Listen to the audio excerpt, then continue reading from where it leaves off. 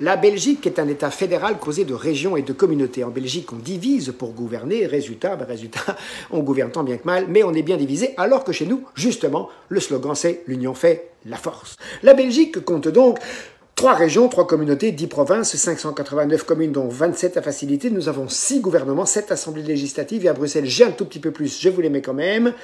3 commissions.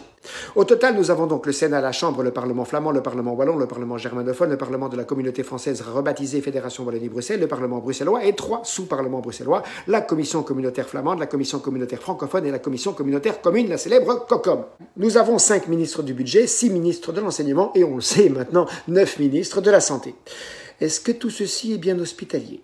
Alors, question.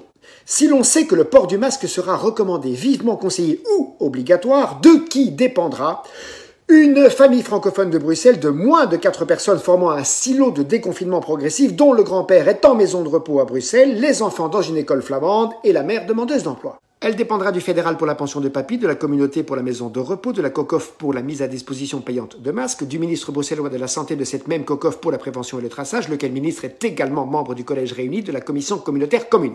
Mais aussi de la ministre fédérale de la Santé pour les soins et la qualité des masques, du ministre fédéral des télécommunications en charge des masques au sein de la task force du matériel pour le personnel soignant, du ministre de la Défense pour les masques en tissu, ou bien si les masques sont produits chez nous, alors là c'est le ministre de la Justice et tout cela seront aidés par la ministre de l'économie pour les 2 filtres mis à disposition par le fédéral aux citoyens et par la première ministre pour la coordination de l'ensemble. Donc au total 6 ministres pour les masques auxquels il faut ajouter les ministres régionaux ou communautaires qui seront aussi totalement ou partiellement compétents dans leur propre domaine de compétences, par exemple à l'école. Or, ces francophones de Bruxelles fréquentant une école flamande en l'occurrence dépendront donc de la communauté flamande pour l'enseignement via la région flamande qui, comme on sait, exerce les compétences de la communauté toujours aussi flamande, du Conseil national de sécurité dans le cadre du déconfinement pour les 4 mètres carrés nécessaires par enfant et des 8 mètres carrés par professeur, mais aussi pour le port du masque obligatoire des 12 ans. Par contre, c'est la région qui serait compétente pour fixer la date de reprise expérimentale des cours, plutôt qu'en Wallonie, où les communes interdisent parfois la même reprise des cours. Cette famille francophone de Bruxelles dépendra aussi de la communauté française pour la culture et la réouverture progressive des musées, de la commission communautaire commune, la célèbre COCOM pour les allocations familiales,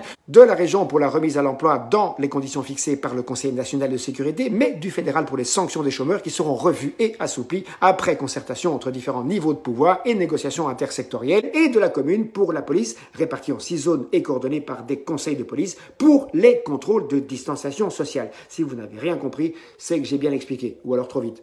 Ou alors trop mal. Y aurait-il dans ce paysage politique quelque chose de peu hospitalier?